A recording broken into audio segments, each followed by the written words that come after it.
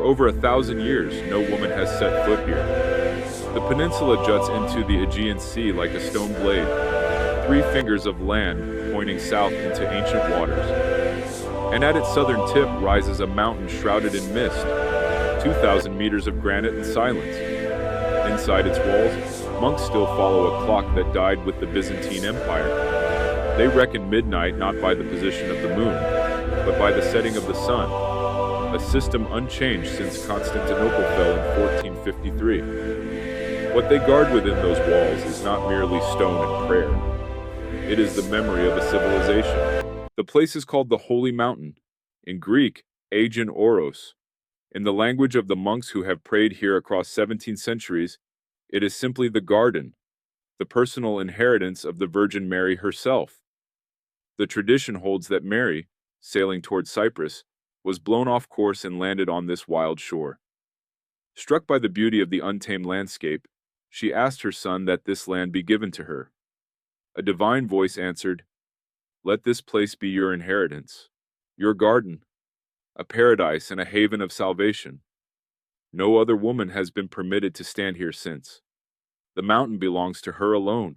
Long before the first monastery rose from this rock, hermit monks had already made the mountain their home, fleeing the iconoclast persecutions that racked the Byzantine Empire in the 8th and 9th centuries. When the veneration of holy images was declared heresy, and monks faced exile, mutilation, and death, ascetics from across the Orthodox world found refuge in the peninsula's forested ravines and sea caves. They built huts of wood with roofs of straw. They prayed in the darkness and ate whatever the wild land offered. They spoke to no one. This is where the story of Mount Athos truly begins, not in triumph, but in hiding. Place the stone firmly on the eastern wall into an institution that and would ensure outlast the mortar empires is was a thick monk enough. named Athanasius. Place the stone firmly Born on the around eastern wall 920 in Trebizond, he had and distinguished ensure himself the as a mortar scholar is in thick enough. Constantinople, before abandoning Place the stone academic life firmly on the entirely eastern for the rigors wall of the desert tradition. and He came to ensure the Athos mortar seeking is absolute thick enough. solitude. What he built Place the instead stone changed firmly the on Orthodox the world eastern forever. wall In 963, and ensure the with mortar gold and is thick military enough. protection provided by his friend, Place the stone the firmly Byzantine on the Emperor eastern wall Nicephorus II focus. and ensure the Athanasius mortar laid is the thick foundations enough. of the great Lavra. Place the It was stone the first firmly Cenobitic on the monastery eastern on the wall mountain.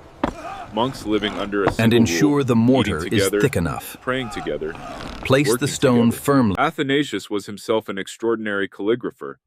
One of the first things he established at the Great Lavra was a scriptorium, a dedicated copying workshop where monks transcribed manuscripts by hand, hour after hour, day after day, their quill pens scratching across vellum and parchment.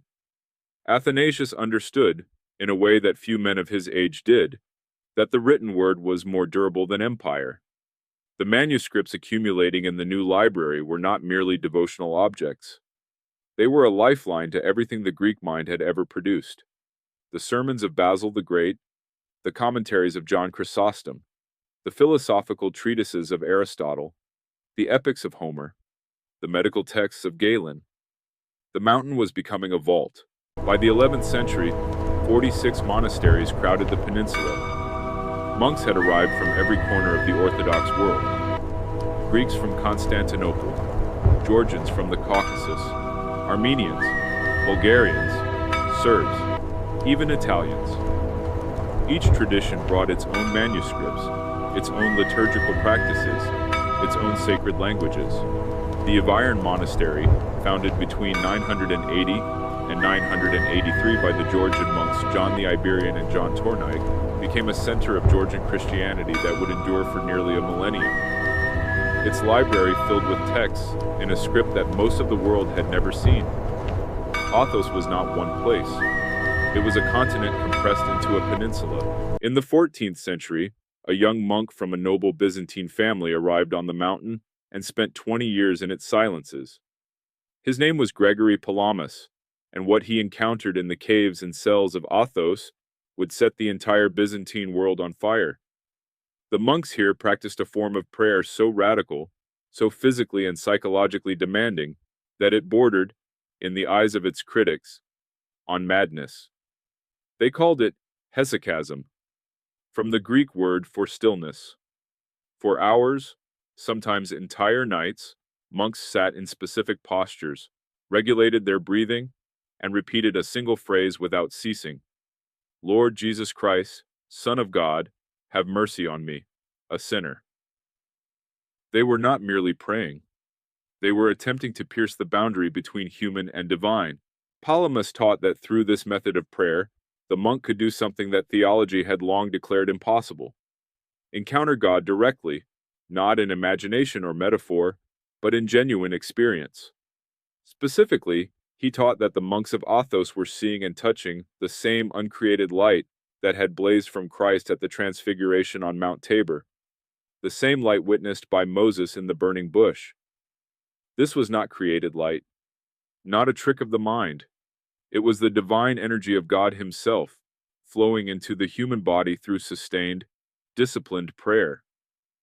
His opponent, a philosopher named Barlaam of Calabria, called this heresy. The controversy shook Constantinople to its foundations.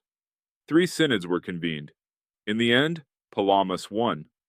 The monks of Athos had changed Christian doctrine. Then came the catastrophe.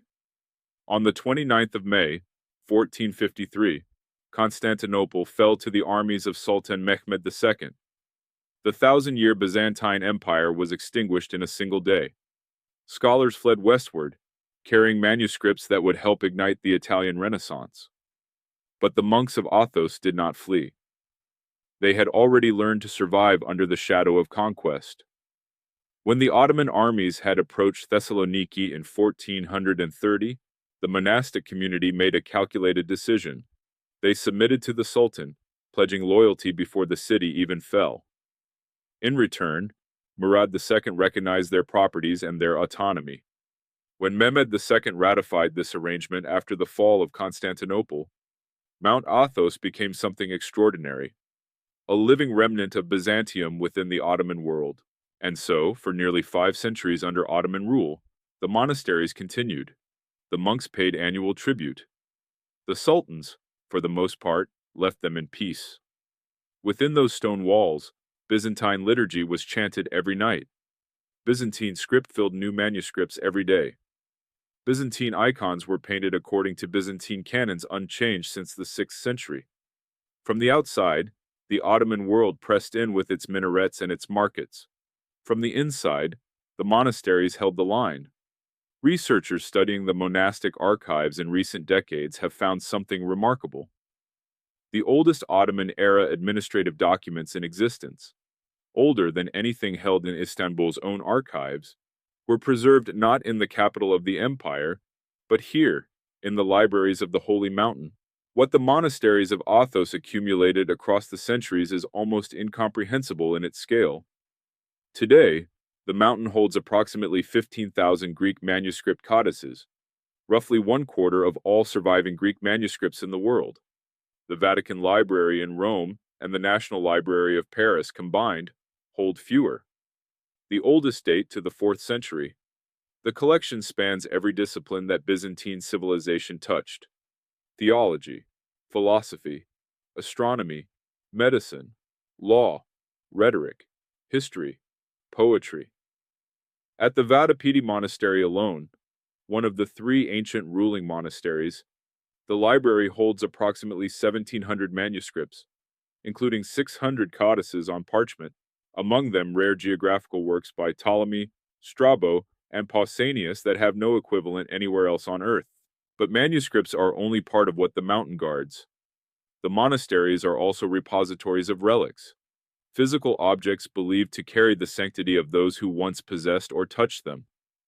At Vatopedi, locked within silver and gold reliquaries, lies what the Orthodox tradition holds to be the cincture of the Theotokos, the girdle of the Virgin Mary herself, divided into 3 pieces for safekeeping, the only surviving relic associated with her earthly life.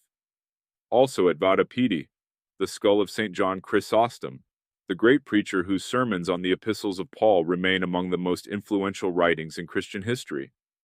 The monastery holds fragments of more than 200 holy relics, each one wrapped in its own history, its own theology, its own centuries of veneration. The Iviron monastery guards something of a different kind. In the year 1004, according to the tradition preserved by its monks, a woman in the city of Nicaea cast an icon of the Virgin Mary into the sea to prevent it from being destroyed in a wave of religious persecution. The icon floated upright, neither sinking nor drifting.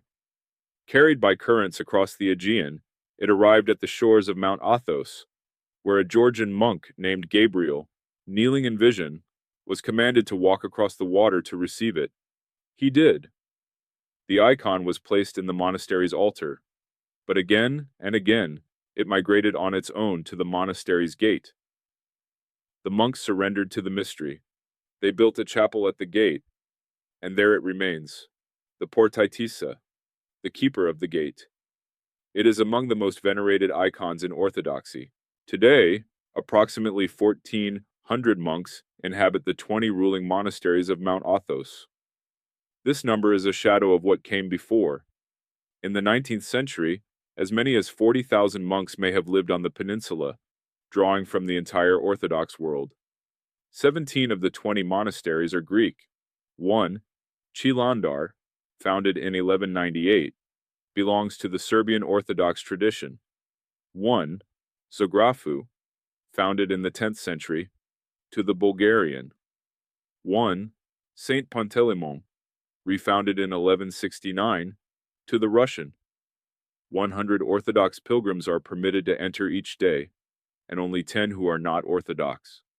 The Diamonatirion, the entry permit that functions as a visa to the Holy Mountain, is a document unlike any other. It grants access to a state that answers to no parliament, no court, no flag that any other nation would recognize.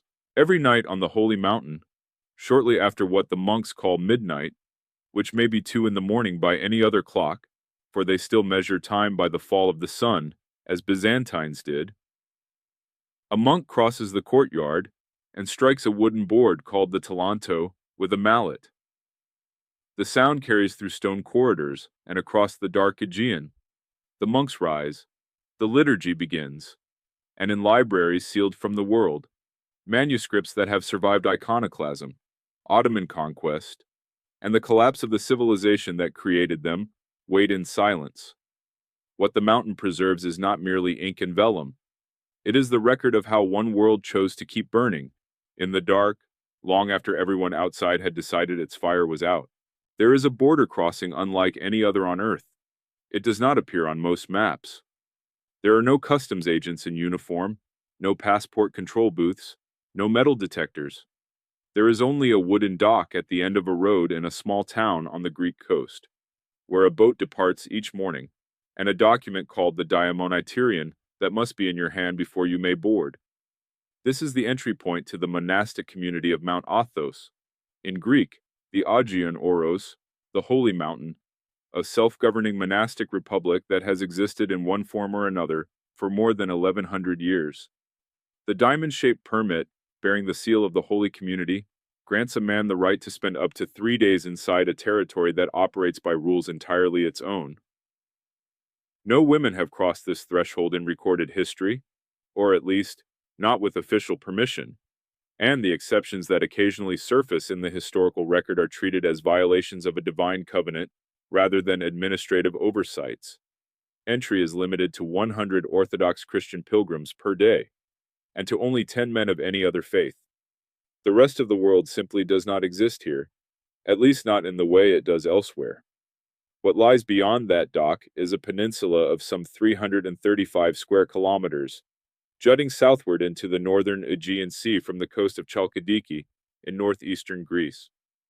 The land itself is dramatic, forested hills plunging toward rocky shores, ravines where mist pools and lingers past midday, and at the southern tip, the mountain itself, 2,033 meters of exposed granite that rises from the sea, with the abruptness of something placed there deliberately.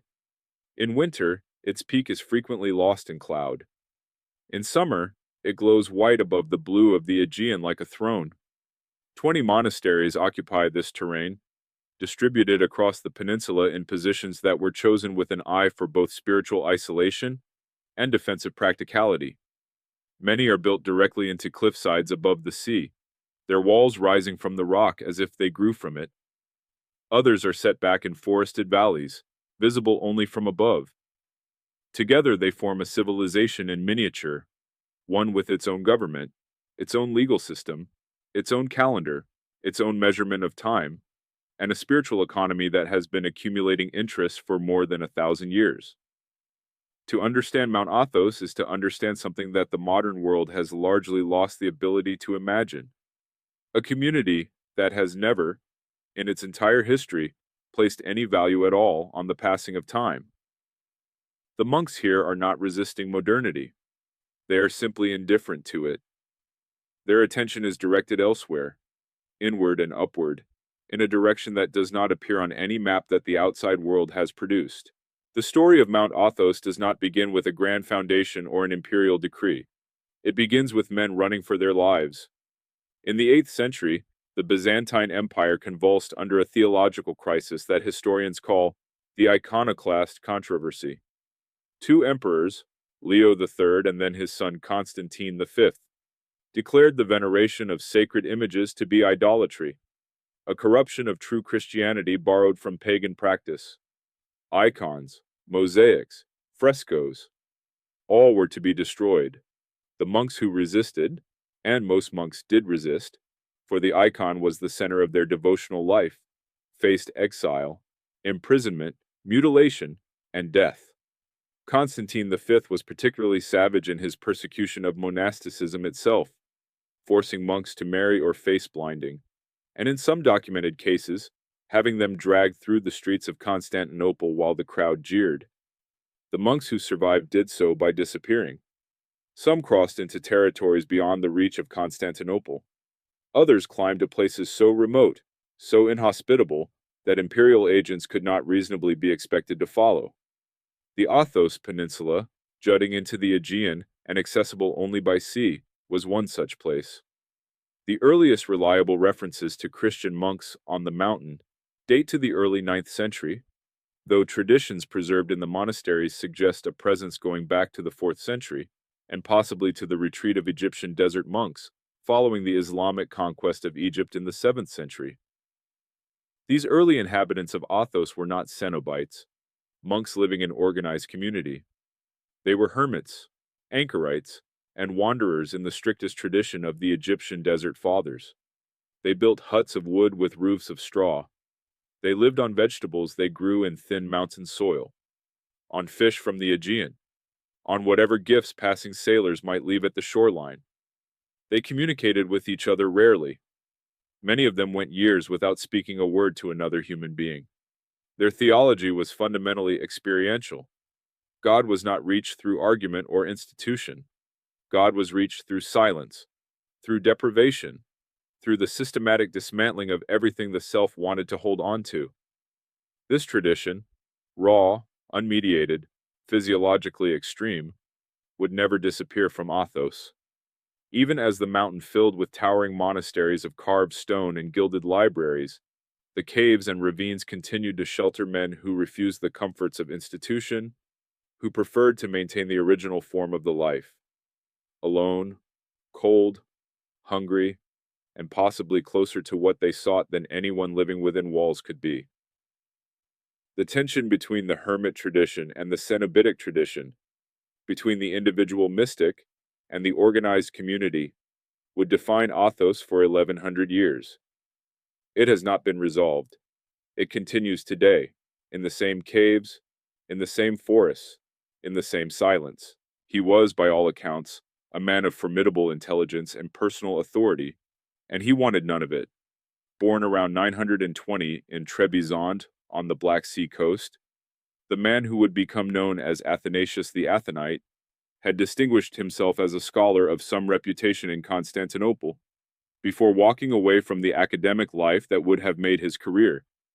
He came to Athos in the mid-10th century, seeking what all the mountain's hermits sought: the complete annihilation of his own will. He did not find it. Or rather, he found something more complicated. His friendship with a military officer who would become the Byzantine Emperor Nikephoros II Phocas changed everything. In 963, With imperial gold and imperial protection, Athanasius broke ground on a project that would transform the spiritual geography of the entire Orthodox world. He called it the Great Lavra, the Great Monastery. It was the first Cenobitic monastic community on the mountain, meaning monks who lived not as isolated hermits, but in organized community, eating together in a common refectory, praying together in a common church, sleeping in shared dormitories, laboring together in workshops and fields. The model was not new to Christianity. Saint Pachomius had pioneered it in 4th century Egypt. Saint Basil the Great had codified it in Cappadocia.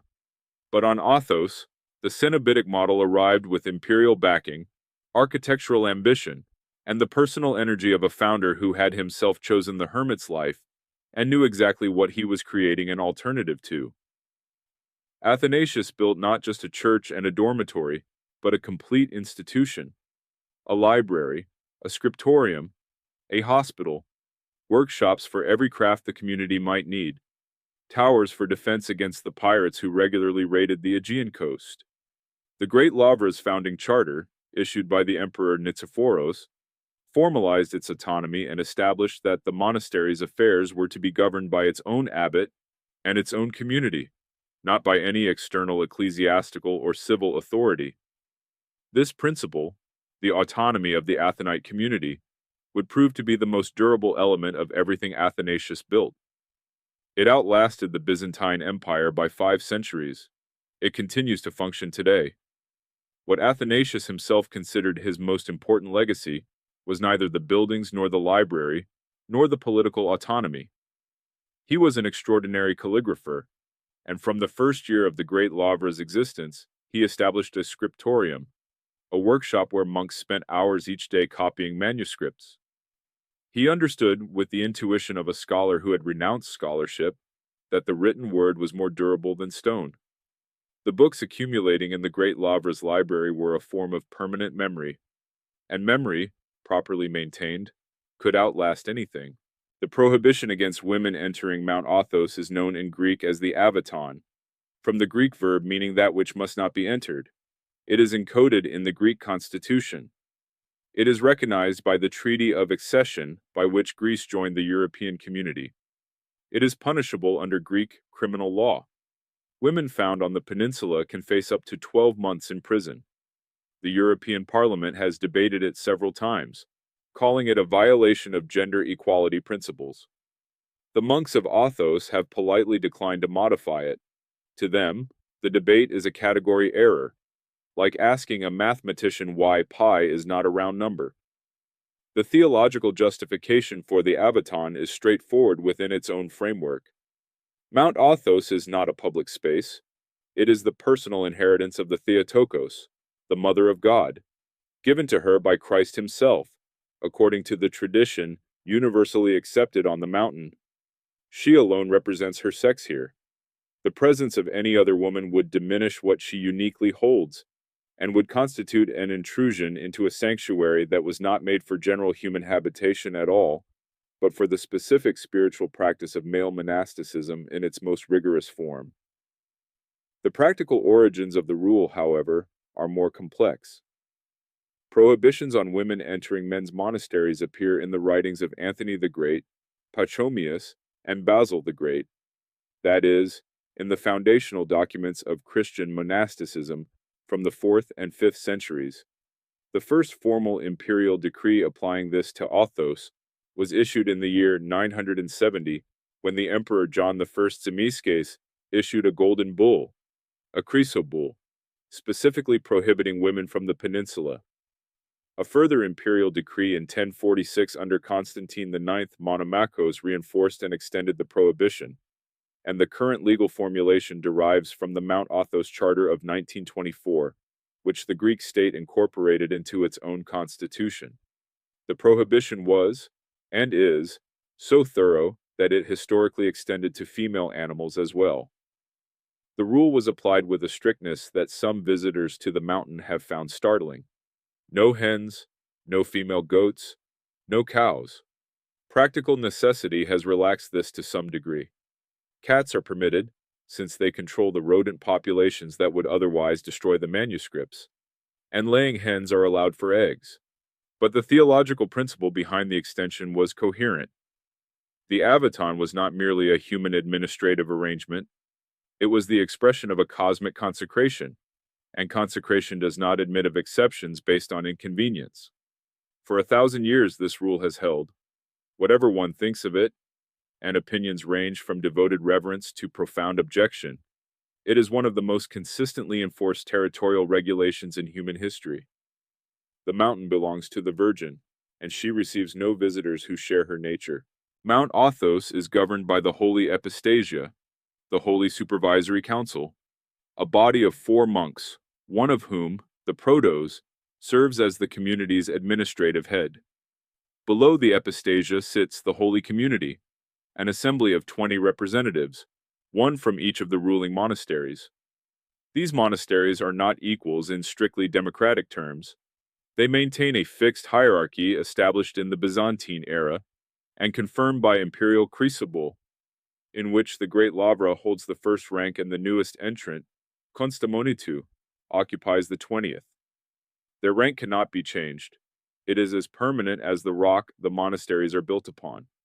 The Greek monasteries, 17 of the 20, represent the dominant tradition, but the multinational character of Athos has been one of its defining features since the 11th century. The Serbian monastery of Shilander was founded in 1198 by 2 of the most significant figures in Serbian Orthodox history, Sava, who would become Serbia's first archbishop, and his father Simeon, who abdicated the Serbian throne to become a monk at Athos. The Bulgarian monastery of Zografu traces its origins to the 10th century, and a founding tradition involving 3 brothers from Ohrid who built its first church on a site revealed to them, according to tradition, by the miraculous appearance of an icon of Saint George painted by no human hand. The Russian monastery of Saint Panteleimon was established by monks from Kievan Rus in the 11th century. Each monastery is, in effect, a self-contained world. The monastery complex typically consists of a central church, the Catholicon, surrounded by a courtyard onto which face the dormitory wings, the refectory, the library, the treasury, the bell tower, and various workshops and service buildings, all enclosed within high defensive walls that in many cases date to the Byzantine era. The walls were not decorative. Pirates raided the Aegean coast with regularity throughout the medieval period, and the monasteries were known to contain treasures worth attacking. Several were sacked multiple times. Beyond the ruling monasteries, the peninsula supports a secondary layer of monastic life. Smaller communities called skeets, individual hermitages called kelia, and the most isolated form of all, the kathismata, single-cell dwellings perched in locations so extreme that resupplying them requires ropes lowered from cliffs. In these places, men still live according to the earliest model of Athonite life. Alone, largely silent, dependent on the mountain itself for survival. The total number of permanent male inhabitants today stands at approximately 1,400, a figure that represents a dramatic reduction from the peak of perhaps 40,000 that the mountain may have supported in the 19th century. The causes of the decline were multiple: the upheavals of the 20th century, the restrictions on entry, the general decline of monastic vocations across the Orthodox world. But those who remain maintain a continuity of practice that is effectively unbroken. The scriptorium was the intellectual engine of every major Athonite monastery, and what it produced across 11 centuries constitutes one of the most significant acts of cultural preservation in human history. From the founding of the Great Lavra in 963, Athanasius established the copying of manuscripts as a formal obligation of monastic life. The monk assigned to work in the scriptorium was not merely a craftsman. He was understood to be performing a spiritual act, transcribing the words of the Church Fathers, the texts of Scripture, the commentaries and theological arguments of the greatest minds in Byzantine Christianity, was a form of prayer extended across hours and days and years. The discipline of hand and eye required to copy accurately was itself a spiritual discipline, training the monk's attention, his patience, his humility before the text. The Great Lavra's scriptorium eventually accumulated 3,000 manuscript codices, 700 of which are on parchment, the more durable material of stretched and dried animal skin, and the remainder on paper. 12 of the parchment manuscripts are decorated with miniature paintings of such quality that scholars classify them as masterworks of Byzantine art. Athanasius himself was the scriptorium's first head, and the tradition he established, of the abbot as the most accomplished calligrapher setting the standard for those below him, persisted for generations. But the Great Lavra's collection, impressive as it is, represents only a fraction of what the mountain as a whole preserved.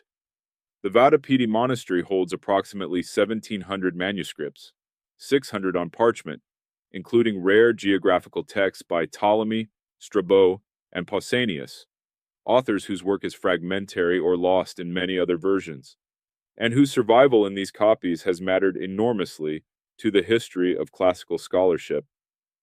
The Eviran Monastery's library contains thousands of manuscripts in Greek and in Georgian, many of them translations of Greek patristic texts into a language that preserved them in forms otherwise unavailable.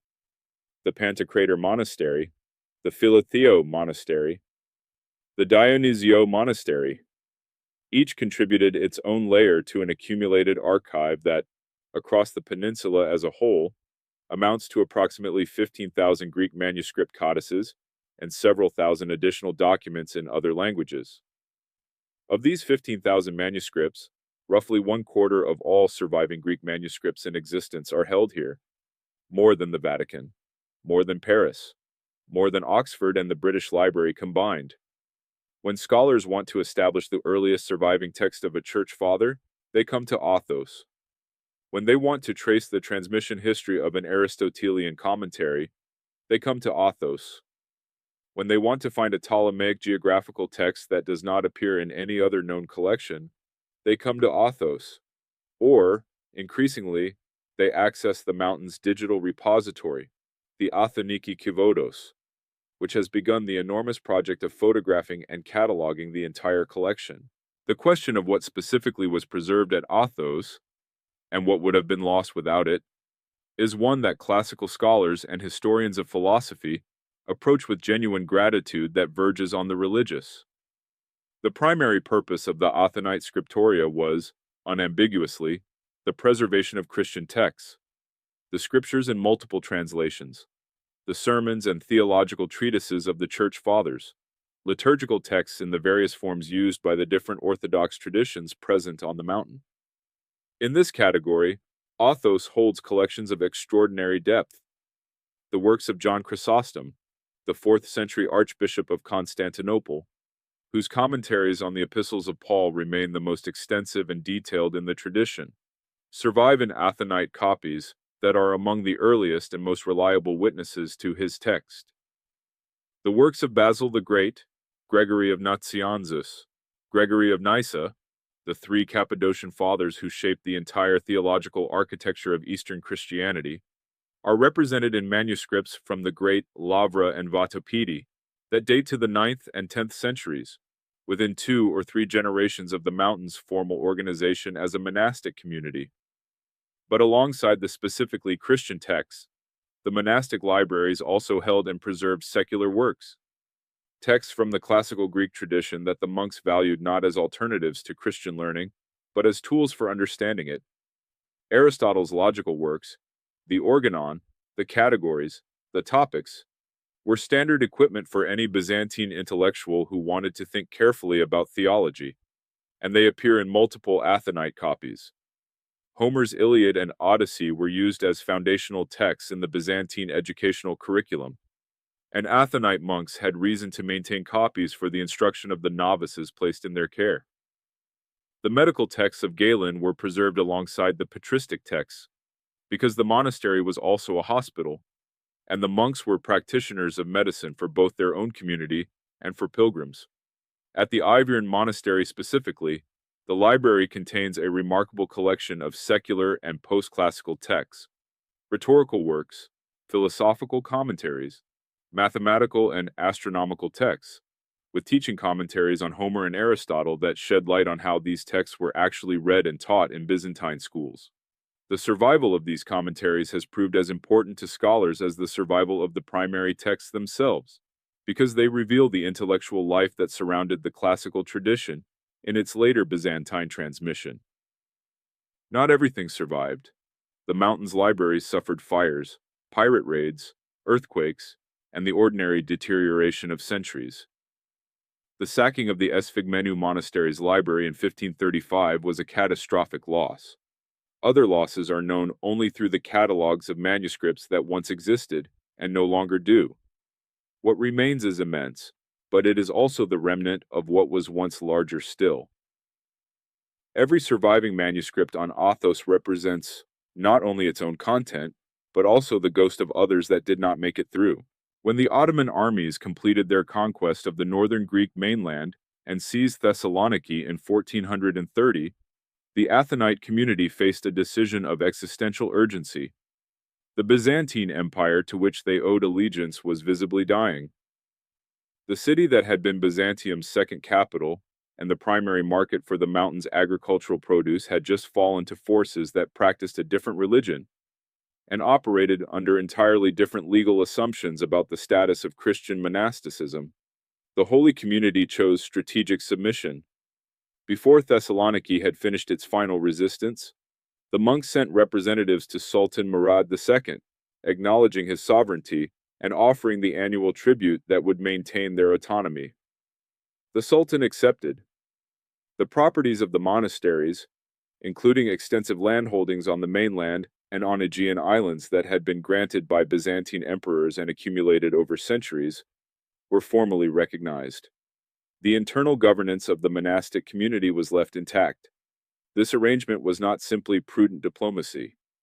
It reflected something the Athonite community understood about power that more resistant Byzantine institutions did not. That the Ottomans, for all the violence of their conquests, had a sophisticated tradition of managing the non-Muslim religious communities within their empire, the system known as the millet, that granted considerable internal autonomy in exchange for political submission and fiscal contribution. The monasteries of Athos offered the Ottomans something genuinely useful: a stable, well-organized, economically productive community that required no costly administration and generated predictable revenue.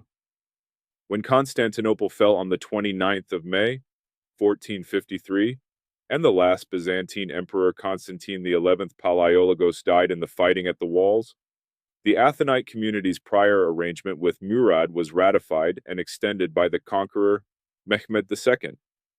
The Sultan formally confirmed the monastery's property rights and autonomy, and scholars who have subsequently examined the Ottoman-era administrative documents held in the Athonite archives, documents that turn out to be the oldest surviving examples of their kind, predating the earliest records in Istanbul's own archives, have found evidence that for the first 2 centuries of Ottoman rule, no serious effort was made to interfere with Athonite religious life. Mount Athos had become, in the most literal possible sense, the continuation of Byzantium within the Ottoman world. The Byzantine liturgy was chanted nightly in churches built with Byzantine imperial gold. Byzantine icons were painted according to Byzantine conventions that acknowledged no stylistic authority issued after the 14th century. Byzantine manuscripts were copied by men whose calligraphic training derived directly from Byzantine educational traditions. Outside the walls, the Ottoman world pressed in with its minarets and its markets and its new administrative language.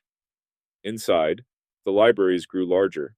Of all the traditions that Athos preserved and transmitted to the wider Orthodox world, none is more distinctive, more philosophically ambitious, or more historically consequential than hesychasm, the mystical method of prayer that has been practiced on the mountain since at least the 10th century, and that remains its most characteristic spiritual contribution.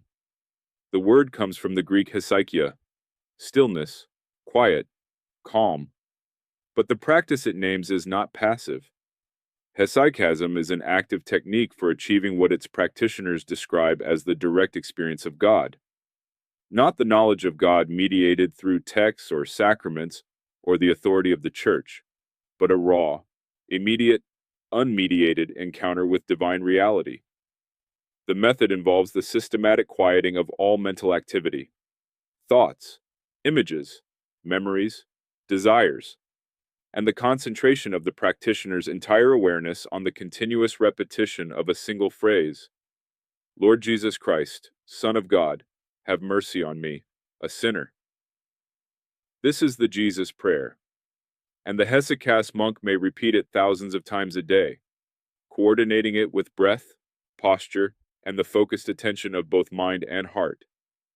The body is involved in the practice in ways that early critics found scandalous. Certain sitting postures were prescribed. Breathing techniques were employed to slow the heart rate and concentrate awareness in what the Hesychasts called the nous, the deep intelligence of the heart, as distinct from the analytical intelligence of the mind. The monks sat, breathed, repeated, and waited. Those who persisted described experiences that ranged from profound stillness to what they could only call the presence of light, a light that was not physical, that was not produced by any lamp or fire, but that seemed to emanate from within reality itself.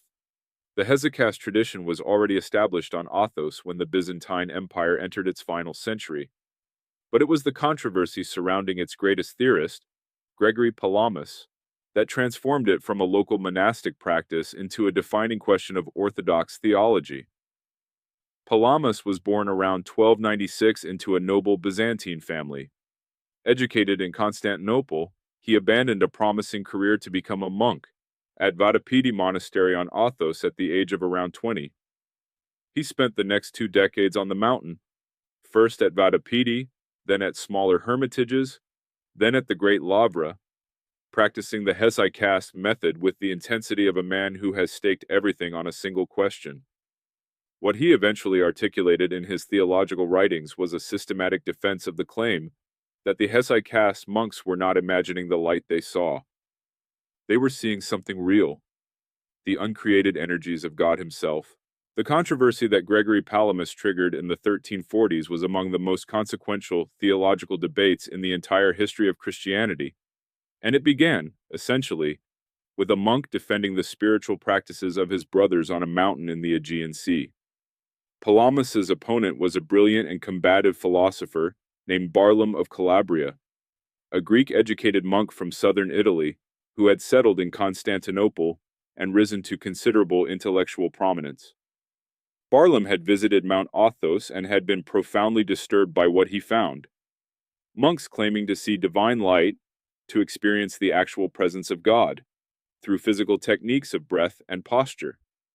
He concluded that they were either deluded or practicing a form of the ancient heresy of Messalianism, the belief that prayer alone, performed correctly, could produce the direct experience of God without any need for the institutional church or its sacraments.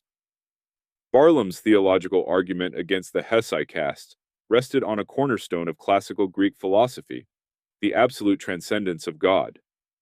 If God's essence is utterly beyond anything created, and all parties agreed that it was, then no created being could experience that essence directly. What the monks were calling the uncreated light must therefore be either an illusion or a created phenomenon. It could not be what they claimed it was. Palamas replied with a distinction of extraordinary elegance and consequence. Yes, he agreed, God's essence is absolutely transcendent and unknowable. No created mind can grasp it. But God also acts in the world, and those actions, which he called the divine energies, are genuinely, really God. Not God's essence, but not something less than God either.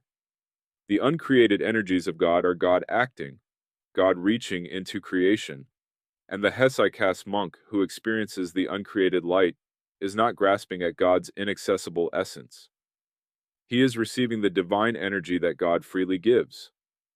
The distinction between essence and energies, the fundamental principle of what became known as Palamism, was debated at 3 synods in Constantinople between 1341 and 1351.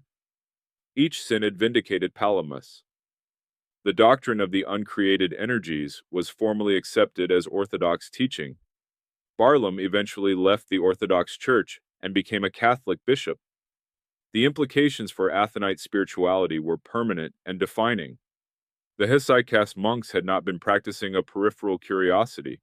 They had been doing, in their cells and caves, something that the highest theological authority in the Orthodox world had now confirmed was the most direct possible encounter with divine reality available to human beings.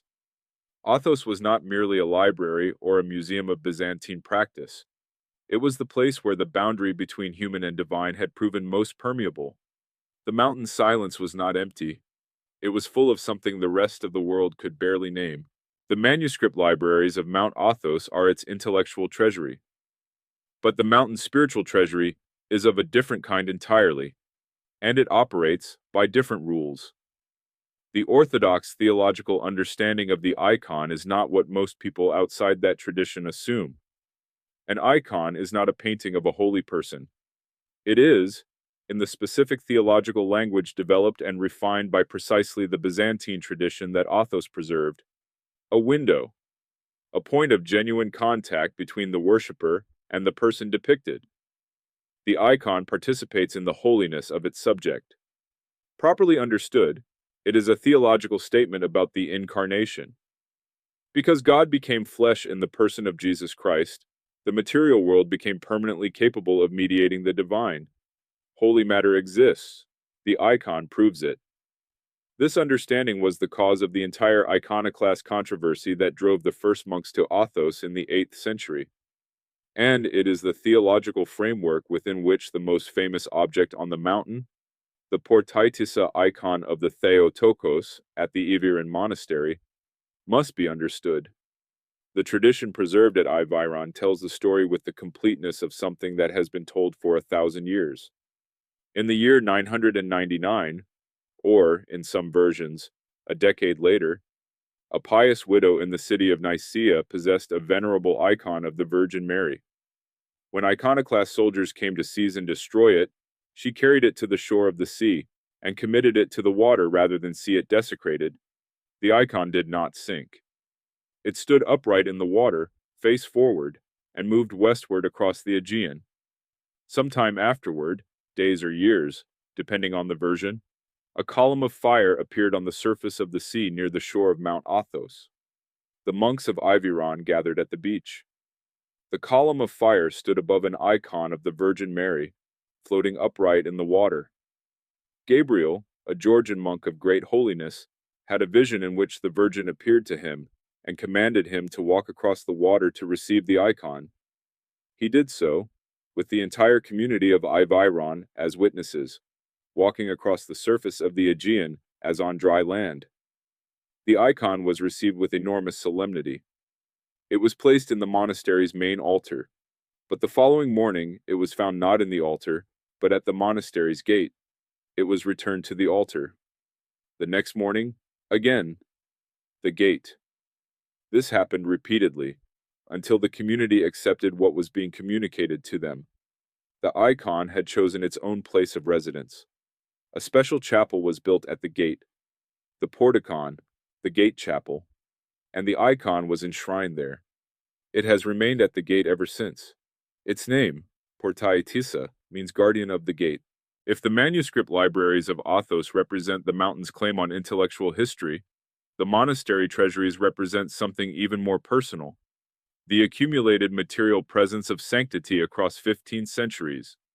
The treasury of the Vadapiti monastery, the second in the hierarchy of the 20 ruling monasteries, founded in the 10th century on a site that Athonite tradition associates with the Emperor Theodosius the Great, is the most extensive in terms of documented content. Among its holdings is an object that the Orthodox world regards as unique: 3 fragments of the cincture of the Theotokos, the girdle believed to have belonged to the Virgin Mary, kept in 3 separate silver and gold reliquaries for security. Orthodox tradition holds this to be the only surviving physical object from the earthly life of the Virgin, the sole material link to the Mother of Christ. The cincture has been brought outside Athos on extraordinary occasions, notably to Russia, where it drew enormous veneration, and its return to the mountain each time is treated as the return of something irreplaceable. The same treasury holds the skull of St. John Chrysostom, the Archbishop of Constantinople, whose 5th century homilies on the Pauline epistles remain definitive reference points in Orthodox preaching. Also present, the skull of St. Gregory the Theologian, the bone structure of the Apostle Andrew's forehead, part of the right hand of St. Catherine of Alexandria, and fragments of more than 200 other holy figures of the early and medieval church. Each relic is documented in the monastery's archives. Each has its own history of translation, the formal movement of relics from one location to another, that in many cases stretches back to the 4th or 5th century. The Great Lavra's treasury, reflecting its position as the oldest and highest-ranked monastery, contains objects of extraordinary antiquity, including imperial chrysobuls, gold-sealed documents issued by Byzantine emperors, that represent the original legal instruments establishing the monastery's autonomy and confirming its property rights. These documents are not merely historical artifacts. They are, in the legal understanding of the Athonite community, the title deeds of a sovereignty that has never been surrendered and has never lapsed. Beyond the relics and documents, the treasuries hold embroidered vestments of Byzantine workmanship dating to the 12th and 13th centuries, liturgical chalices and gospel books bound in jeweled silver, and painted icons dating as far back as the 9th and 10th centuries. Among the oldest surviving examples of post-iconoclast Byzantine iconographic tradition, the mountain is, in this sense, the largest functioning repository of Byzantine material culture on Earth. Not a museum, the objects are actively used in the liturgical life of the community, but a living archive in which the past has never been placed behind glass. To understand what daily life on Mount Athos is actually like requires setting aside virtually everything that the contemporary world uses to measure the quality of a life. There is no internet connection in most monasteries, or where it exists, it is severely restricted. There is no television, no radio, no popular music, no cinema, no sports. The diet is strictly vegetarian. No meat is ever served, and the community fasts for approximately 200 days per year. The cell in which a monk sleeps is typically small enough to contain a bed, a desk, and an icon. It has no window in many of the older buildings. The daily rhythm is organized entirely around the liturgical cycle, and it begins at what the mountain calls midnight, which, in the Byzantine time system still used by most of the monasteries, means the moment of sunset. When the sun goes down in summer at 9 in the evening by any clock the outside world uses, the monastic day is just beginning, and the hour is counted as midnight. The monk who rises for midnight office, at what our clocks might read as 2 in the morning, is responding to a schedule derived from this ancient system, unchanged since the time of the empire that formalized it. A wooden board called the talanto is struck each night to summon the community. The sound carries through stone corridors, through courtyard and garden, a hard, dry knock against the dark. The monks gather in the church for the midnight office, which flows without a break into matins and then into the divine liturgy itself, a combined service that in winter may last from 2:30 until 6 in the morning. 3.5 hours of continuous liturgical prayer before the sun has risen. The church fills with incense, with the deep resonance of Byzantine chant, a chant that has not changed in its fundamental character for more than a millennium, and with the light of hanging oil lamps and candles that, in the oldest churches, illuminate frescoes painted by masters of the Byzantine tradition in the 14th and 15th centuries. After the liturgy, the community moves to the refectory for the first meal of the day. It is eaten in silence. The only voice heard is that of the reader, a monk who stands at a lectern and reads aloud from the writings of the fathers throughout the meal, so that, as the ancient monastic tradition puts it, the body may be nourished with food, while the soul is nourished with wisdom. The meal is brief. The community disperses to the day's labor: gardening, woodworking, icon painting, manuscript conservation, cooking, beekeeping, fishing from boats that put out into the Aegean each morning. Everything is done with prayer upon the lips. In the evening, vespers, then compline, then sleep, a few hours of it, and then the talanto again, and the cycle resumes. This is the structure of a day on Athos. It has been the structure of a day on Athos for more than 1,000 years. Among the most unexpected revelations to emerge from recent scholarly engagement with the Athonite archives is one that says as much about the Ottoman Empire as it does about the mountain's monks. The monastery libraries contain the oldest surviving administrative documents of the Ottoman state. Researchers working in the archives of Mount Athos in the early 21st century discovered and began to systematically study a body of material that had been largely overlooked by Ottoman historians. Approximately 25,000 documents relating to the Ottoman administrative and legal management of the Athonite community and its properties, spanning the entire period of Ottoman rule from the late 14th century through the early 20th. The oldest of these documents dates to 1371, or possibly 1374. The dating of the earliest examples remains a matter of scholarly discussion, making it older than any administrative document preserved in the archives of Istanbul itself. The reason for this is straightforward but historically striking. The Ottoman administrative apparatus was largely destroyed or dispersed during the centuries of the empire's contraction. Fires, wars, negligent storage, deliberate destruction, and the chaotic end of the empire in the early 20th century claimed enormous portions of the Ottoman Central Archive. The monasteries of Athos, by contrast, had very strong institutional incentives to preserve every document that touched on their legal status and property rights, since those documents represented the legal basis of their autonomy. They stored them carefully, in dry conditions, with the same attention they gave to their manuscript codices. What these documents reveal, and this is the historically significant finding, is that the early Ottoman relationship with Athos was considerably more accommodating than the narrative of conquest and subjugation would suggest. For roughly the first 2 centuries of Ottoman rule, no serious effort was made to impose Islamic law on the peninsula or to interfere with its ecclesiastical governance. The monasteries paid their annual tribute. The sultans issued periodic firmans confirming the community's privileges.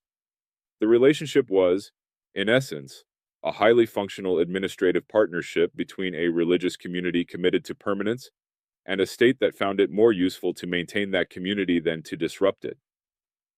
The documents also illuminate, in granular detail, the economic life of the monasteries, the livestock they held, the crops they grew, the trade they conducted, the disputes over property with neighboring communities that required Ottoman adjudication, the occasional abuse by local Ottoman officials that required appeal to the Sultan's court. The mountain was not sealed off from the Ottoman world. It was embedded in it, negotiating with it, dependent upon it in some respects, while simultaneously maintaining the internal life that made the negotiations worth having. One of the persistent misunderstandings about Mount Athos is the assumption that it is an exclusively Greek institution. It has never been.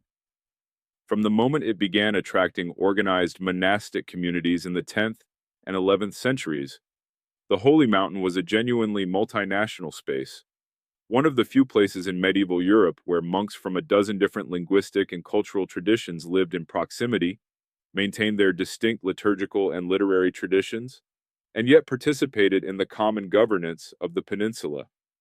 The Georgian contribution to Athonite intellectual life was, in the 11th and 12th centuries, one of the most significant of any community on the mountain. The Aviron Monastery, its name derived from the ancient Georgian kingdom of Iberia, was founded between 980 and 983 by 2 Georgian monks, John the Iberian and his father-in-law, John Tornike. John the Iberian was among the most accomplished translators of his age. He translated dozens of Greek patristic and philosophical texts into Georgian, making them available to a culture that might otherwise have had access only to fragmentary versions. His son Euthymios continued and expanded this translation project. The Aviron Library became a repository of Greek-Georgian bilingual scholarship, that is, for historians of medieval Georgia, irreplaceable. The Serbian presence on Athos crystallized around 2 of the most important figures in Serbian religious history. In 1198, the Serbian prince Rasko, who had secretly left court to become a monk and taken the name Sava, was joined on Athos by his father Stefan Nemanja, the founder of the Nemanjid dynasty, who abdicated the throne, became a monk under the name Simeon, and died at Chilander Monastery in 1200.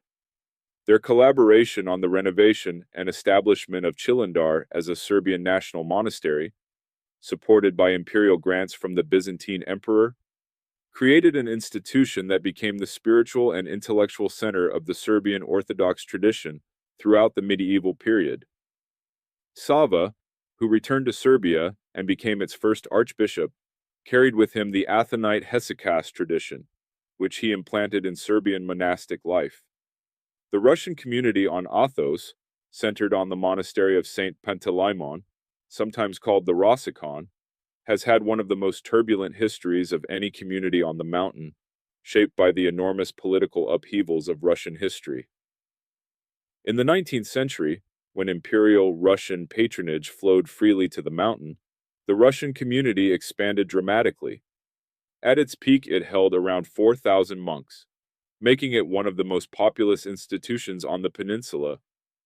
The revolution of 1917 cut off that patronage and began a long decline. By the mid-20th century, the Russian community had contracted to a handful of elderly monks. Its revival in the late 20th and early 21st centuries, with the political opening of Russia and renewed interest in monasticism, has been one of the more remarkable recoveries in Athonite history.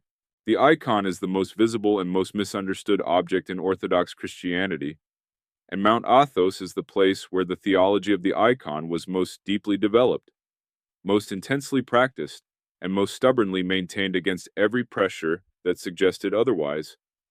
The iconoclast controversy, which drove the first organized monastic communities to Athos in the 8th and 9th centuries, was not a disagreement about aesthetics or piety. It was a disagreement about the incarnation. Emperor Leo III and his allies argued that the veneration of images of Christ, the Virgin, and the saints was idolatry. The confusion of the creature with the Creator, prohibited absolutely by the Old Testament.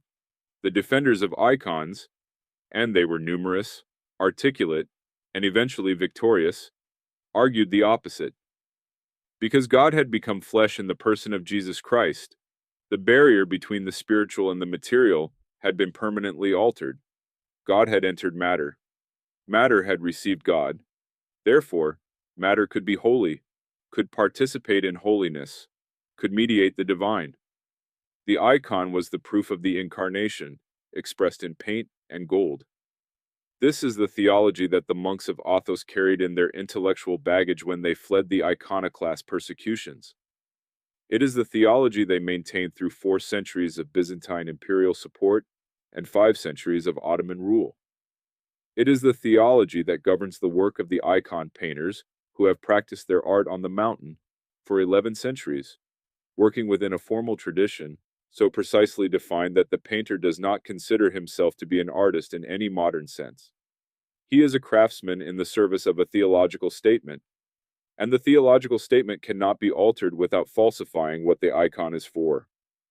The most important Athonite icons are not primarily aesthetic objects, though many of them are, by any standard, works of extraordinary visual power.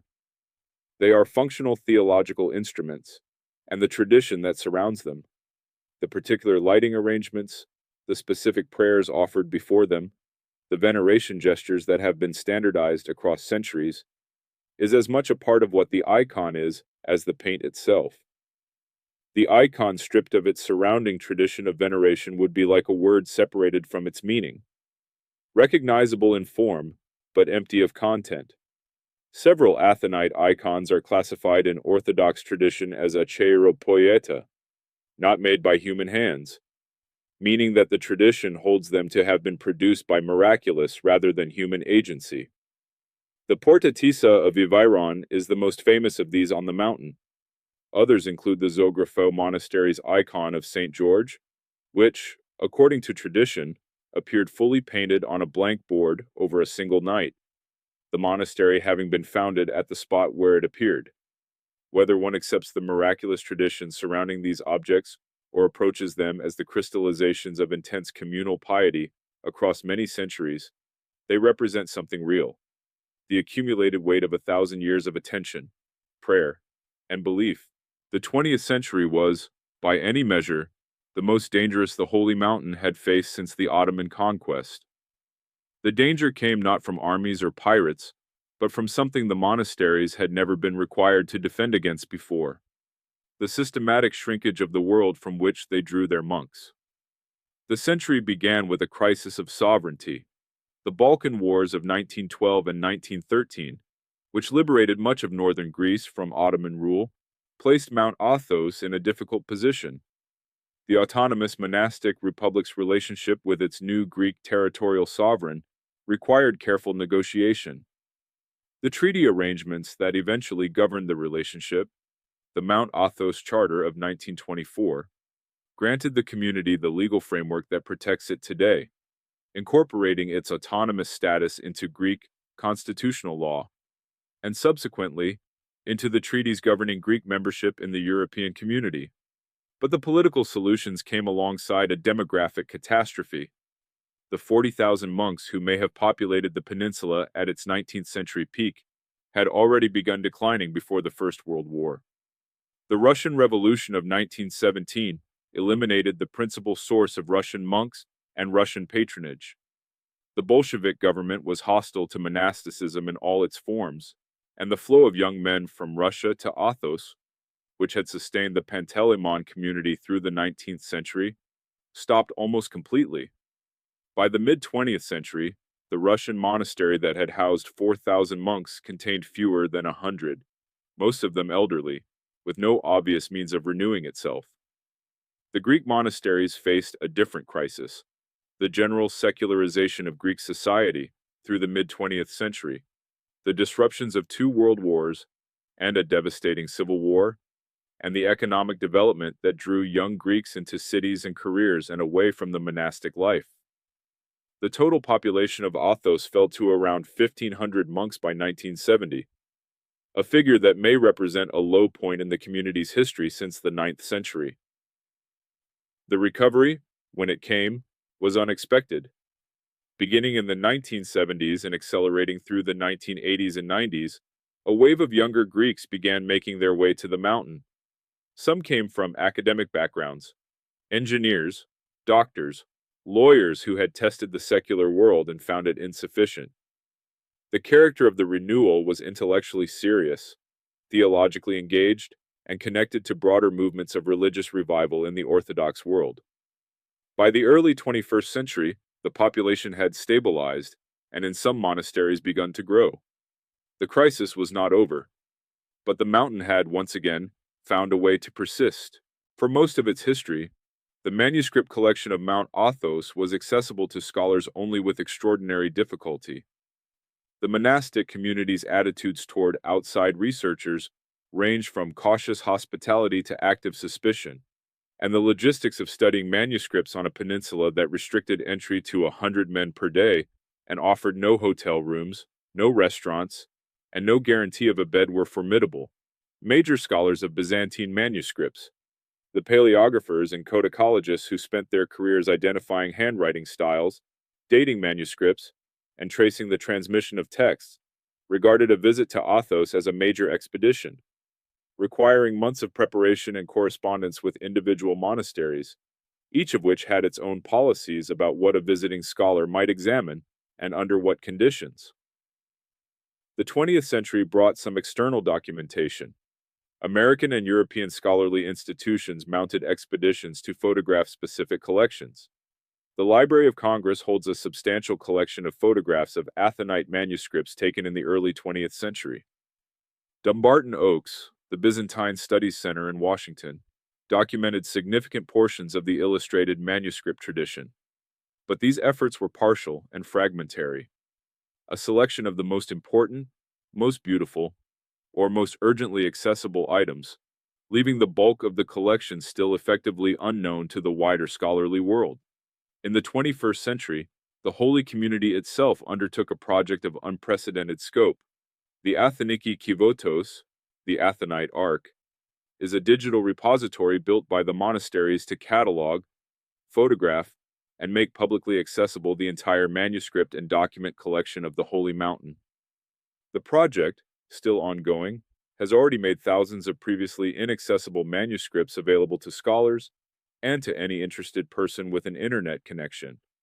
Manuscripts that spent 11 centuries visible only to the eyes of monks who copied and stored them can now be examined in high resolution by a researcher in Tokyo or Sao Paulo or Lagos. The digital project has produced a series of scholarly revelations, manuscripts of patristic texts in versions earlier and more authoritative than any previously known, administrative documents that rewrite the history of Byzantine provincial governance, decorated manuscripts that expand the known corpus of Byzantine miniature painting, Ottoman-era documents that are, as noted, the oldest surviving administrative records of the Ottoman state. The mountain has been giving its knowledge to the world, slowly, in the way that mountains give things, on its own schedule, in its own way, without reference to anyone's deadline. What does it mean to maintain a way of life for 11 centuries? The question has no easy answer, because the maintenance itself is not simple preservation. The keeping of things unchanged in a controlled environment, like a museum exhibit behind climate-controlled glass.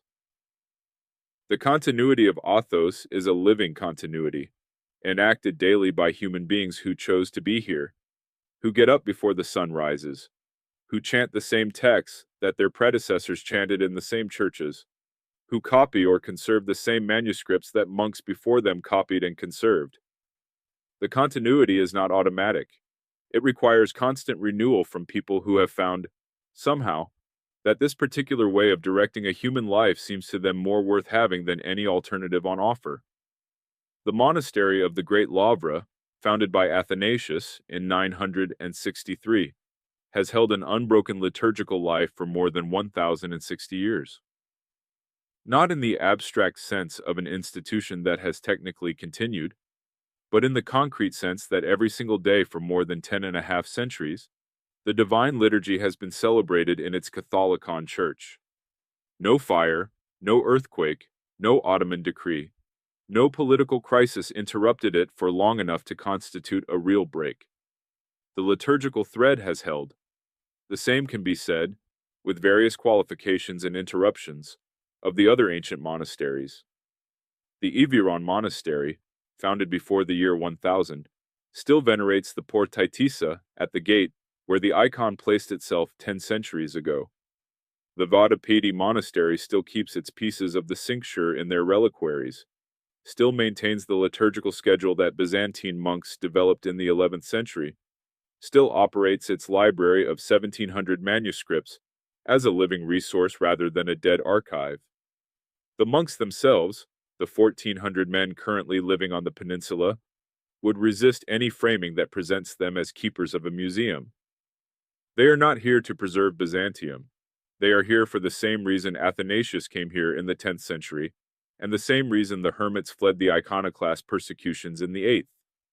They believe that the practice of hesychasm, the celebration of the Byzantine liturgy, the veneration of icons, the study and copying of the patristic texts, and the maintenance of the particular form of silence that the mountain has always demanded, constitute the most direct path available to human beings toward what they consider the only important destination. The historical significance of what they maintain is, in their understanding, entirely secondary to the spiritual significance of why they maintain it. The title of this documentary uses a word that requires examination: forbidden. What is the forbidden knowledge that Mount Athos preserves? The answer is less dramatic and more profound than any conspiracy theory could make it. The knowledge preserved on the holy mountain is forbidden not because it is hidden by design, but because it is inaccessible by nature, inaccessible to anyone who has not first acquired the interior conditions that make it legible. A manuscript of John Chrysostom's commentary on the letter to the Romans is not secret. Any literate person can read it. And since the digital repository went online, any literate person can read many Athonite manuscripts without ever setting foot on a boat from Ur-Nupoli.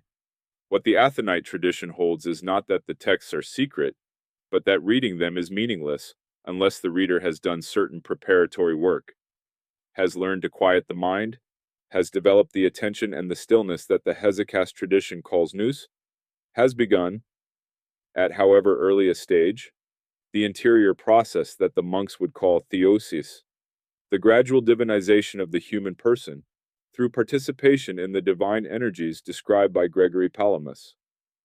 The knowledge that Athos preserves, in this sense, is the accumulated understanding of how to undertake that process. The manuscripts are the textual record of a tradition. The icons are the visual record. The liturgy is the sonic and temporal record. The architecture of the monasteries is the spatial record.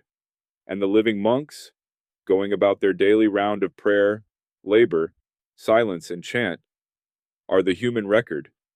Destroy any of these elements, and you lose part of the whole. What makes this knowledge genuinely rare, and in the sense the tradition uses the word, genuinely hidden, is that it cannot be extracted from its context and packaged for convenient consumption. It is not a formula or a technique that can be learned in a weekend. It is a form of life that requires the entire life to sustain. The mountain itself is part of it. The particular quality of the Aegean light in the early morning, the particular sound of the Talanto across Stone Courtyard at 2 in the night, the particular silence of a library where men have been reading the same text for 11 centuries and still find them inexhaustible. Mount Athos has survived iconoclasm, Ottoman conquest, the fall of the civilization that created it, 2 world wars, the collapse of the Soviet Union, the decline of monasticism across most of the Western world, and the relentless pressure of a modernity that has no category for what it represents.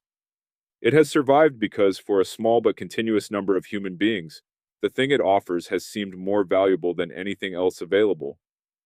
The fire has kept burning in the dark. And on the mountain that belongs to no woman, where time still moves by the fall of the Byzantine sun, the manuscripts wait in silence. The icons keep their vigil at the gate, and the monks rise before dawn to chant the words that their predecessors left them, in the place where the boundary between human and divine has proven, across 11 centuries, most permeable.